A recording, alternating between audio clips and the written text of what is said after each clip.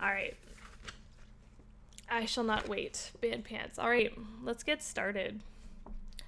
So, once again, if you're just tuning in, book is called Airborn by Kenneth Oppel. First chapter is called Ship's Eyes. And then if you need me to be louder or slow down or speed up or whatever, just let me know. Because I don't read aloud very often, so I'm going to do my darndest. All right. Chapter 1, Ship's Eyes. Sailing towards dawn, and I was perched atop the crow's nest, being the ship's eyes. We were 2 nights out of Sydney, and there'd been no weather to speak of so far. I was keeping watch on a dark stack of nimbus off to the northwest, but we were leaving that far behind, and it looked to be smooth going all the way back to Lionsgate City, like riding a cloud. The sky pulsed with stars. Some people say it makes them lonesome when they stare up at the night sky. I can't imagine why. There's no shortage of company. By now there's not a constellation I can't name. Orion, Lupus, Serpens, Hercules, Draco. My father taught me all their stories, so when I look up, I see a galaxy of adventures and heroes and villains all jostling together and trying to outdo one another. And I sometimes want to tell them to hush up and not distract me with their chatter.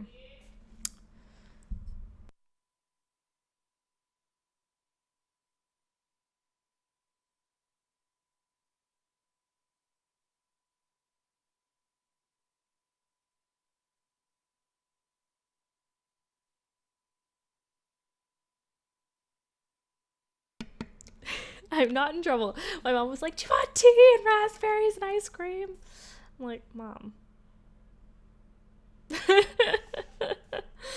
Oh my god, I'm so sorry. Speaking of telling them to hush up and not distract me with their chatter. Um, okay, I'll keep going. I've glimpsed all the stars ever discovered by astronomers and plenty that haven't been. There are the planets to look at too, depending on the time of year. Venus, Mercury, Mars, and don't forget Old Man Moon.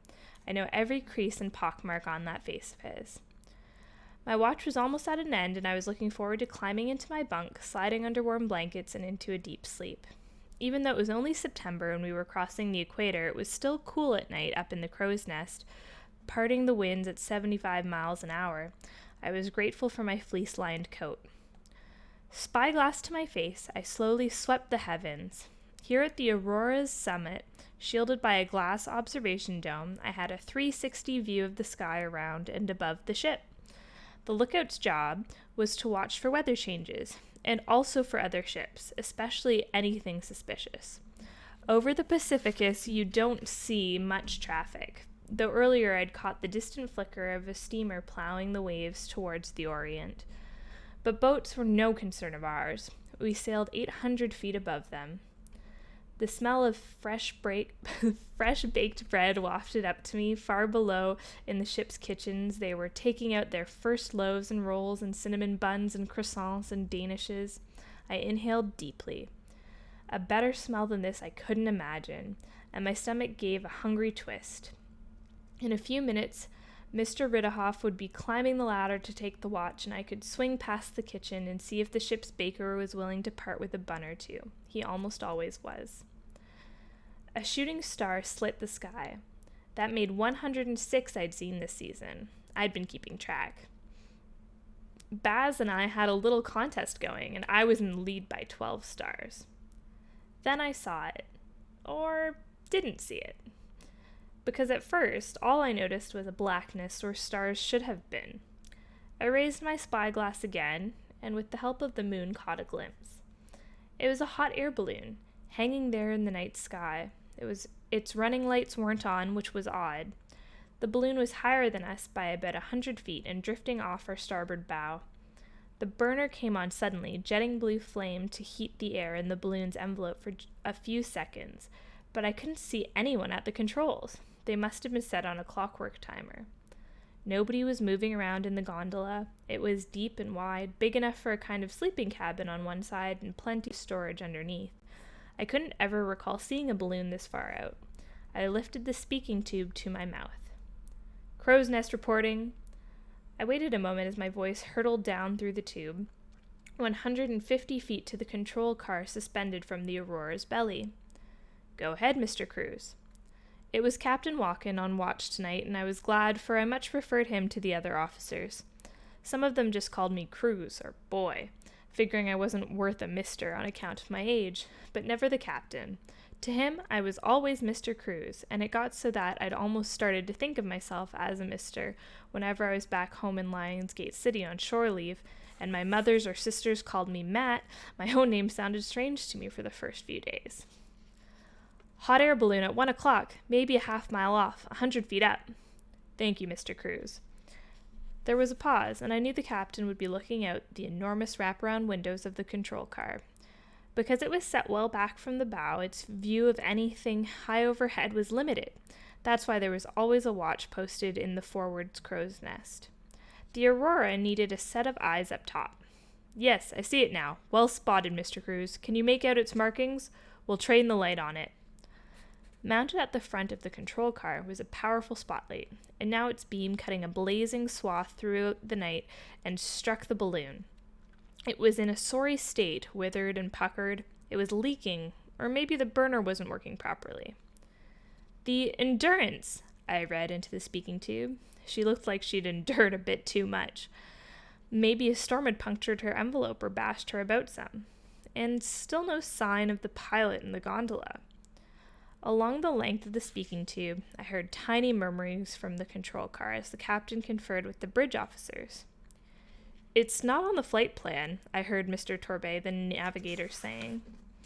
Every airship had to register its flight plan before departing. If this vessel wasn't on the plan, it was either a rogue or it had drifted off course for some reason.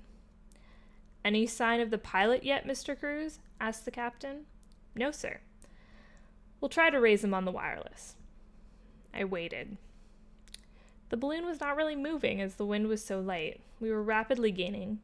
There was something eerie about the balloon just hanging there, like a dead thing all dark and listless in the sky.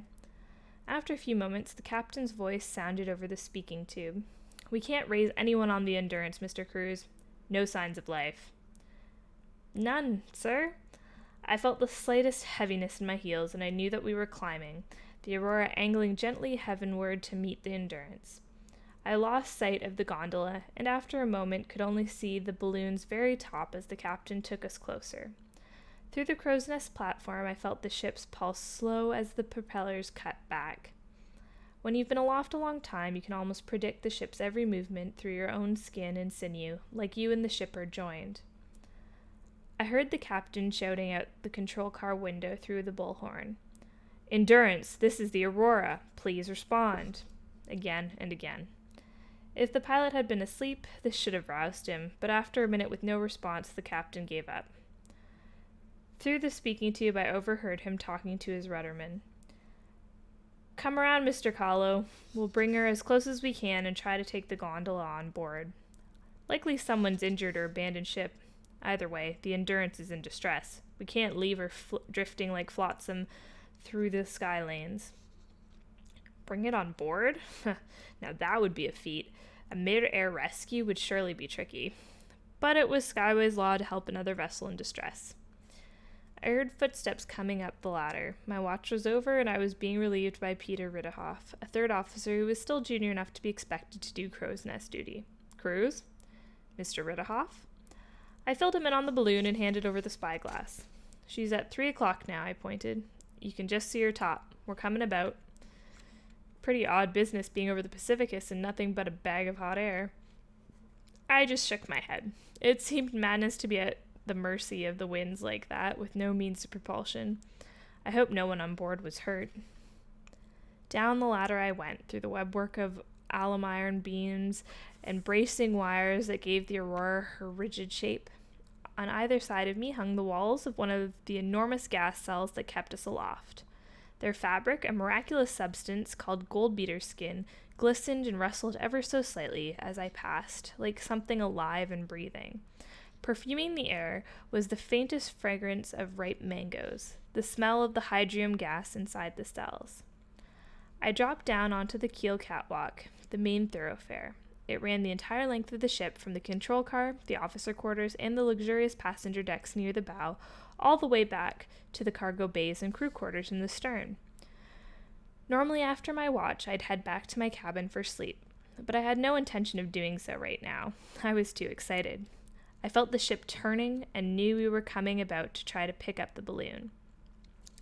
Mr. Kahlo and 2 machinists were walking smartly aft towards the cargo bay, and I fell into step behind them. I wanted to see this. Besides, they might need an extra hand. The bay was stacked high with wooden crates and steamer trunks and oversized baggage, but a narrow path ran like a canyon through it all and finally opened out into a large clear area near the loading doors in the ship's hull. There were already a number of sailmakers on the scene, plus the first officer, Paul Rideau. Talking on the ship's phone, no doubt with the captain, he caught a glimpse of me and didn't look entirely pleased. Mr. Rideau was a fine pilot, so everyone said, but he wasn't a favorite with the crew, like Captain Walken. He had a long, pale face and watery blue eyes, and a reddish nose that made him sound plugged up, and he always looked like he was on the verge of an annoyed little sigh. You got the feeling Mr. Rideau didn't much care for the crew, especially a cabin boy like me. "Aren't you off watch, Cruz?" he asked me, knowing I was. "Yes, sir, but requesting permission to remain and assist if needed." He sighed. "Very well, but get a harness on and stay well back. We'll be opening the bay doors in a moment." Everyone else was already suited up. From a row of hooks on the wall, I took down a leather harness and stepped into it. It fit snugly around my legs and chest with a long line that clipped onto a mooring ring on the wall. At a nod from Mr. Rideau, 2 crewmen manned the bay doors. Instinctively, I spread my legs apart for balance. Once those doors were open, the wind, even though it was a gentle one, would come galloping in and knock us about. With a hiss, the 2 doors pulled in and rolled flush along the ship's hull. The wind, the drone of the engines, and the pungent smell of the tropical sea poured into the bay. Below, starlight painted the ocean silver. We were closing on the balloon, the gondola hanging level with the cargo bay doors. Our engine's sounds deepened as they slowed even further. Mr. Rideau kept talking into the phone, eyes fixed on the balloon, keeping the captain abreast of our position, and the captain would in turn be instructing his helmsman and telegraphing instructions to the machinists in our 4 engine cars. He wanted to bring the Aurora in as close as possible without fouling the balloon's rigging and our propellers. We were lucky the weather was so calm, or this surely would have been impossible. Mr. Rideau hung up the phone and with a bullhorn raised to his mouth tried to hail the balloon. "Endurance, please respond. This is the airship Aurora. Please respond, Endurance." Nothing. Probably some of our own passengers were awake now. Most wouldn't have noticed the ship slowing and turning, but even through the soundproofed walls and windows of their cabins and staterooms, that bullhorn would yank a few from their sleep. "Damn nuisance," Mr. Rideau muttered. "Mr. Kahlo, Mr. Chen, grappling hooks." The 2 men took hold of their heaving lines, each tipped with a 4-pronged grapple. The engines had all but stopped, and the Aurora slid down slowly alongside the balloon. The gondola was directly opposite us, a good 50 feet distant, I'd say. "Heave," Mr. Rideau cried out, and the men, their legs wide, twisted from the waist and let fly. Their lines coiled out into the night, and both grapples hooked the rim of the gondola and held fast. "Pull her in. Be quick about it." Mr. Rideau always had a way of sounding sharpish. Captain Walken would have said something like, "Let's see if we can pull her in, gentlemen, when you're ready." He said please and thank you always, even though he didn't need to. Orders were orders, but when they came with a please, you felt a lot better following them. The men looped their lines into the winches and started cranking. One arm hooked around a strut. Mr. Rideau leaned out and gazed from side to side, checking to make sure the balloon wasn't about to get snarled up in the propellers. Then he glanced up at the balloon itself. "Leave off," he shouted. "This is as close as it gets." I moved nearer to the bay doors and saw that the balloon and the Aurora were very close to touching at their widest points. No one wanted a collision, even with something as soft as a balloon, for you never knew if there was something sharp that would snag or tear. Problem was, even though the balloon and the Aurora were almost touching at their curves, the gondola was still a good 30 feet away and sinking. Hadn't noticed it at first, but now it was obvious. It wasn't the Aurora climbing, it was the balloon falling. Despite the occasional flare of its automated burner, it was sinking slowly but surely, and the sea would have her if we didn't do something. Keep her snug, Mr. Rideau barked at the men, and they locked their winches, trying to keep the gondola from falling further. Now that it was a little below us, I could see inside. The pilot was sprawled on the gondola's floor. Look, I cried. Still, the gondola was sinking, dropping away on us, and its big balloon was coming lower, its fat girth following ever closer to her propellers. Just then, Captain Walken strode in. He was the kind of man everyone felt safer being around. If he were wearing a velvet robe and crown, he'd be the very image of a great king. If he were in a doctor's jacket, you'd trust your life to him. But I preferred him in his blue captain's jacket with the 4 gold stripes on the sleeve and his cap encircled with thick gold cord.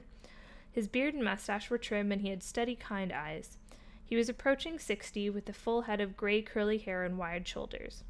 He wasn't a particularly big man, or even tall, but when he walked into the room, you could almost sense everyone exhaling in relief, and thinking, there now, things will work out just fine. The captain needed only to glance at the situation. Mr. Rideau, would you please return to the control car and assume my watch? I'll take over here, thank you. Yes, sir, said Mr. Rideau, but I could tell he didn't much like that.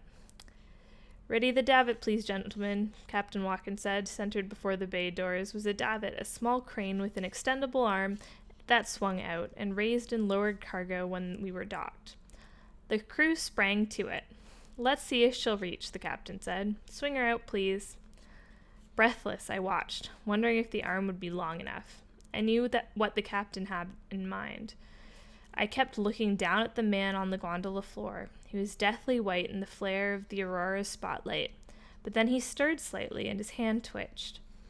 The davit's arm slowly swung all the way out as far as it would go. It was still at least 6 feet shy of the gondola.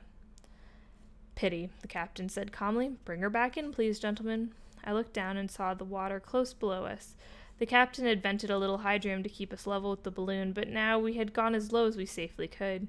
Any nearer was foolhardy, for you never knew when a sudden gust or rogue front might clutch the ship and thrust her down into the drink. Well, gentlemen, we've not much time, the captain said. The situation is simple, and our course of action clear. Someone's going to need to hook themselves to the end of the davit and swing across to the gondola. It's the only way to get her before she goes down. He looked across at Mr. Kahlo and Mr. Chen and the machinists and sailmakers, their faces gray in the starlight, none relishing the idea of careening out over the ocean. I held my breath, hoping. The captain stared straight at me and smiled.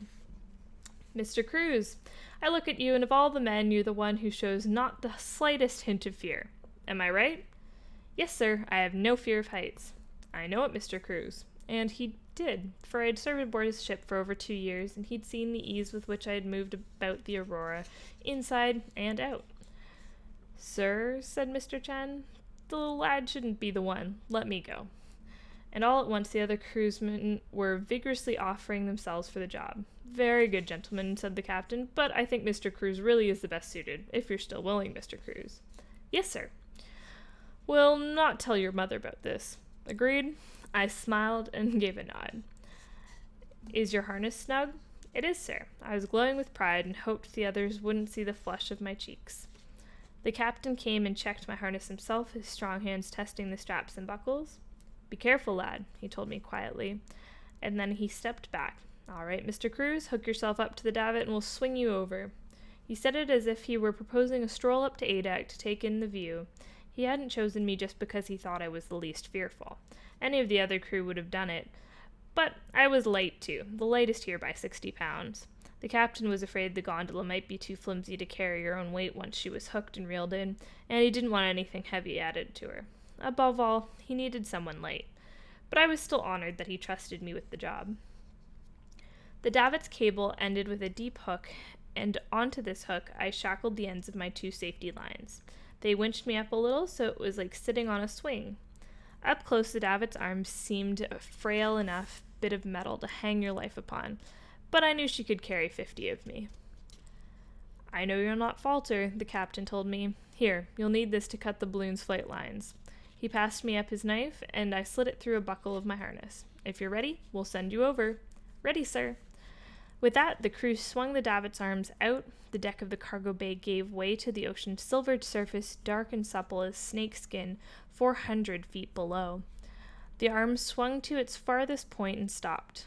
The gondola was still out of reach, its rim about 6 feet below me now. Inside, the man shifted again, and I thought he moaned. But that might have been the wind, or the creak of the cable unwinding, or maybe some whale song out to sea.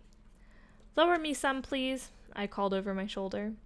Looking back at the ship did give me a moment's pause. It wasn't fear, more interest really. Just the oddness of it. I'd never seen the Aurora from this angle. Me dangling midair, the crewmen standing on the lip of the deck, staring down at me through the open cargo bay doors. They paid out more cable until I was at the same level as the gondola, not 6 feet away. I felt no fear. If someone had put an ear to my heart, he'd have found it beating no faster than it had in the crow's nest. It was no bravery on my part, simply a fact of nature, for I was born in the air, and so it seemed the most natural place in the world to me. I was slim as a sapling and light on my feet. The crew all joked I had seagull bones hollow in the center to allow for easy flight. To swing across this little gap, 400 feet aloft, was no more to me than skipping a crack in the pavement, because deep in my heart, I felt that if I were ever to fall, the air would support me, hold me aloft, just as surely as it did a bird with spread wings. There was a bit of breeze building now, twirling me some at the end of the cable. I grabbed both my safety lines and started pumping my legs, like a youngster on a playground swing, back and forth and back and forth. At the forward end of my arc, when I looked down, I figured I was almost over the rim of the gondola, just a little more. Back I went, legs folded tight. Then, that moment when you're almost motionless, just hanging for a split second before you start swinging forward again. "Let run the line," I shouted. I kicked forwards, body flat, legs shooting out, and felt myself drop suddenly. And keep dropping. I sat up quickly as the cable paid out, and I was slanting down towards the gondola fast, but falling short. I flung myself forward, stretching, and just took my forearm over the gondola's lip, my body slamming into the side, scratching my face against the wicker and knocking the breath out of me. It took a moment to suck in some air. My arms sang with pain. I heard the crew above in the Aurora cheering me. I heaved myself up, scrabbling with my feet for purchase, and then crashed over into the gondola, beside the man. But there was not time to tend to him. I grabbed hold of the davit's hook and unshackled my 2 safety lines.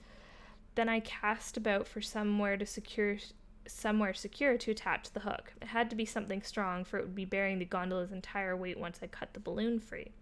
Above my head was a metal frame that supported the burners. The frame had 4 metal struts that they were welded to the gondola's iron rim. It all seemed a little rickety, but it would have to do. I saw nothing better. I curled the hook around the burner frame close to its center as I could manage. "Reel her in," I bellowed up to the Aurora. I saw the line quickly swing up and become taut.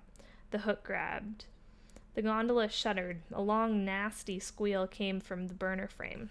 I didn't like the sound of that. I stared, breath stoppered in my throat, at those 4 bits of metal that tethered the burner flame to the gondola. They were never supposed to support the gondola's entire weight. That's what the balloon was meant to do. But now the balloon was coming down, slowly collapsing towards the gondola and the burner. The whole lot might go up in flames with me and the pilot caught beneath. Flight lines. I'd never sailed a balloon, and the rigging was unfamiliar to me. There were 8 lines holding the balloon to the gondola, 2 stretching up from each corner. "Take care, Mr. Cruz," I heard the captain shout down at me. I glanced overhead. Despite being hooked to the davit, the gondola was dragging the great balloon ever closer to the Aurora's hull and engines.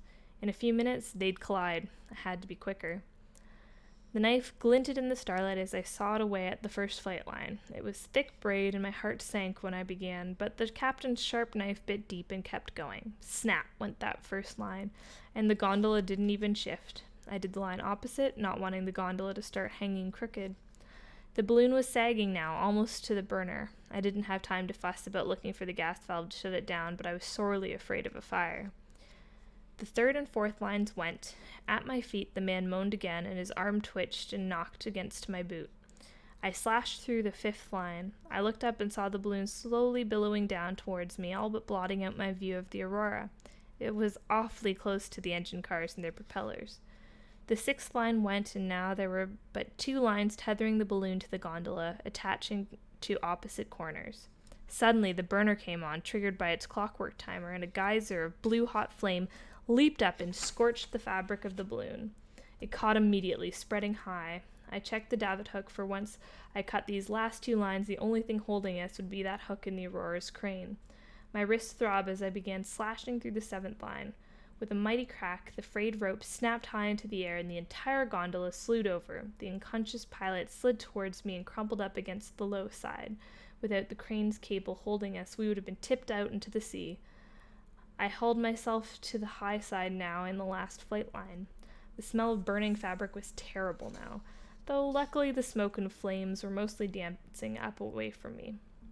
But the weight of the blazing balloon was oozing down over the frame now, starting to engulf the gondola. Frantically, I slashed at the last flight line. Something burning hit my shoulder, and I struck it off, and then I saw with panic that a bit of the wicker was alight. I'd deal with that later. That last flight line needed cutting. Furiously, I attacked it with my knife, severed it, then grabbed hold of the gondola's side as it jerked violently down. The metal burner frame shrieked with stress as it took the full weight. Suspended only on the davit's hook, the gondola swung out from underneath the blazing balloon just in time. A flame, it seeped quickly downwards, cut lines trailing, undulating like a giant jellyfish intent on the ocean's bottom. I held my breath as it fell past the gondola. Fire crackled in the wicker, and I grabbed a blanket from the floor and smothered the flames. There was a sharp tug from the cable, and we were being reeled in, rocking. I made sure the fire was out and then knelt down beside the man. I felt bad that he'd been jostled about so roughly. Gently, I turned him over onto his back and put a blanket beneath his head. He looked to be in his 60s. Through the whiskers, his face had a sharpened look to it, all cheekbones and nose. Lips scabbed over by wind and lack of water. A handsome gentleman. I didn't really know what else to do, so I just held his hand and said, "There now, you're almost aboard, and Doc Halliday will take a look at you and get you all sorted." For a moment, it looked like his eyes might open, but then he just frowned and shook his head slightly, and his lips parted and mumbled silently for a bit. Scattered on the floor were all manner of things, empty water bottles and unopened cans of food, an astrolabe, and dividers and a compass, and rolled-up charts. From overhead came a terrible shriek, and I looked up to see one of the burner frame's metal struts rip loose from the gondola's rim. We were too heavy. I stared in horror as the frame began twisting from the stress of her load. "Hurry!" I bellowed up at the Aurora. We were getting reeled up fast, but not fast enough, for with a mighty jerk, a second strut ripped clean out. The entire gondola slowly keeled over as remaining struts weakened. We were level with the cargo bay now, but we still needed to be swung inside, and the gondola was about to dump us into the drink. The metal frame was groaning and screeching. I grabbed hold of the gondola's side with one hand and the man's wrist with the other, knowing I had not the strength to hold us both in if the gondola tried to tip us out. I looked up and saw the hook screeching along the burner frame, sparking, about to come off the ripped metal strut, and we would surely fall. With a violent bump, we sat down on the deck of the cargo bay. Inside. I heard the captain's voice. "Bay doors closed, please, Mr. Callow. Call the bridge and tell them to take her back to 700 feet. And then everyone was at the side, looking over into the gondola. Doc Halliday was climbing in, and I stepped back to make room for him. A hand clapped me on the shoulder, and I turned to see Captain Walken smiling at me. "Good work, Mr. Cruz. Very good work indeed." I felt terribly thirsty all of a sudden, and tired all the way through my bones, and then I remembered that I'd been on duty for over 16 hours, and normally would have been in my bunk asleep. Instead, I'd be swinging across the sky. I started to climb out, but my knees were wobbly, and Captain Walken and Mr. Chen grabbed me under the arms and swung me to the deck. "You're a brave man, Mr. Cruz," Mr. Chen said. "No, sir, just light." "Lighter than air, that's our Mr. Cruz," said one of the sailmakers. "Cloud hopping next, it'll be." Hands tousling my hair, clapping me on the back, voices saying "well done," and me trying not to smile, but smiling and laughing anyway because it felt so good to know I'd brought the gondola in, saved the pilot, and impressed everyone. All these men who had known my father, they would have called him Mr. Cruz too. Doc Halliday and another crewman were lifting the pilot out of the gondola to a waiting stretcher. "Is he going to be all right?" I asked the doctor.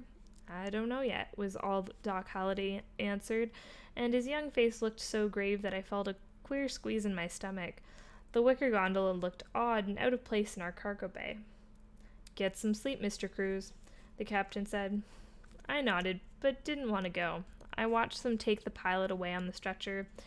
I wondered who he was. I wanted to go through the gondola and find out what had gone wrong. Sleep first, Mr. Cruz, said the captain. Your father would be very proud of you. I blinked away the hot tingle behind my eyes. Thank you, sir. My legs wobbled as I left the cargo bay and trudged aft along the keel catwalk to the crew quarters. Lighter than air, but I felt heavy as lead. I opened the door to my cabin, caught a glimpse of the clock, 5:39. I shrugged off my shirt and trousers and climbed into my bunk, and as so often happened when I slept aloft, I drifted free of my body and glided alongside the Aurora, and my father came and joined me, and we flew. In the afternoon, I was off duty, so I went to the infirmary to see how the balloon pilot was making out. Not good, Matt, Doc Holliday told me. He's got pneumonia, and I believe he had a seizure of the heart several days ago. He's terribly dehydrated. He'll live, though? The doctor lifted his eyebrows, and his lips were compressed into a sad little smile. I think not, Matt. Even if he were back on shore, his heart and lungs are so damaged there's not much to be done. Who is he? Benjamin Malloy. According to the ship's papers, he was trying to make a solo circumnavigation. You heard such things from time to time. Some fellow trying to float around the world in a hot air balloon. No one had managed it yet. They always got grounded or were never heard from again. I didn't know if this Mr. Malloy was brave or just plain foolhardy, but I couldn't help but admire his daring. May I see him, please? Doc Holliday hesitated, then nodded. He's asleep, mind. Don't wake him. The infirmary was off the main dispensary and examination room. Just 2 beds divided by a curtain. The other bed was empty. I pulled up the chair and sat down beside Mr. Malloy. He was propped up with pillows and his breathing was raspy. It was strange the way I felt about him. Connected was the only word I could conjure. But maybe because I'd spotted his balloon out there in the night sky and I'd swung onto his gondola and found him lying crumpled on the deck, looking so broken and helpless. Maybe because he looked a little like an older version of my father, but that might have just been imaginings on my part. I put my hand on top of his. It was scalding with fever, rigid with sinew and bone, and my own hand felt icy against his. He shifted and I took my hand away, afraid I'd disturbed him. His eyes opened. They were milky and he stared through me like he was focused on something else, like he was already leaving. He coughed a bit, and I held a glass of water to his mouth, but he didn't seem to want it, or maybe he couldn't swallow. A little spilled down his chin and onto his bed sheets. Sorry, sir, I said, mopping him with the cloth. When I had finished, I looked back at him, and his eyes were intent now. Did you see them? He asked me, his voice scratchy. Who? I wondered if he was thinking clearly. Sailing all around, he said. It took him a long time to get the words out, swallowing and giving little coughs between words. Probably always been there, only no one's ever seen them. He tried to get up, pushing with his elbows like he had somewhere pretty important to go, but he didn't have the strength and he sank back down. He turned to me again, swallowed. But you must have seen them. It seemed important to him, so I lied. Yes, I said, I saw them too. Good, he said, and that seemed to calm him down some. Beautiful creatures, he said, smiling. They were beautiful. Yes, I said. He coughed again, and I wondered if I should call for Doc Holliday. I'll get the doctor for you, sir. His hot hand was on my arm. Kate would have loved them, he said. Don't you think? I think so, I said. He was looking at me very kindly, and I felt ashamed of my lying, and then it was as if he saw through me, and it was terrible the way his face changed, disgust pouring into his eyes. You never saw them. His words were all gaspy now, and it started him coughing again, his whole body jerking. I looked around in a worry, and Doc Holliday was coming, telling me that it was best I left. I went away feeling terrible. Maybe if I'd talked to him differently, he wouldn't have gotten so riled up. Maybe if I'd said things better. An hour or so later, Doc Holliday found me in the kitchen polishing the silver for dinner and told me Benjamin Malloy had just died. I was surprised at how wet my eyes got. I hadn't really known him at all. Doc Holliday squeezed my arm. You mustn't take it to heart, Matt Cruz. He was a very sick man. I nodded. I just wished he hadn't been so vexed at me when he died. I told the doctor what he'd said to me. Doc Holliday smiled kindly. The dying often say strange things. It's got nothing to do with you. But that night on my watch, Benjamin Malloy's words sounded over and over in my head, and I wondered what it was he'd seen, or thought he'd seen. Something winged in the sky by the sounds of it, beautiful creatures. Maybe he'd caught sight of an albatross or some other great seafaring bird, though certainly it was a rare thing so far out over the ocean. Well, there was no shortage of fanciful stories about winged things, angels and dragons, sky kelpies and cloud sphinxes.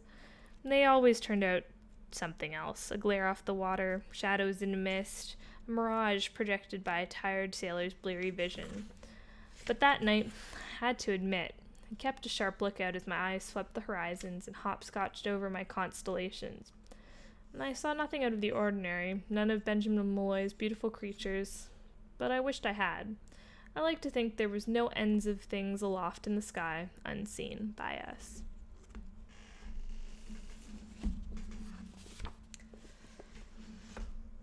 Alright, and no, Calla, I can't hear you.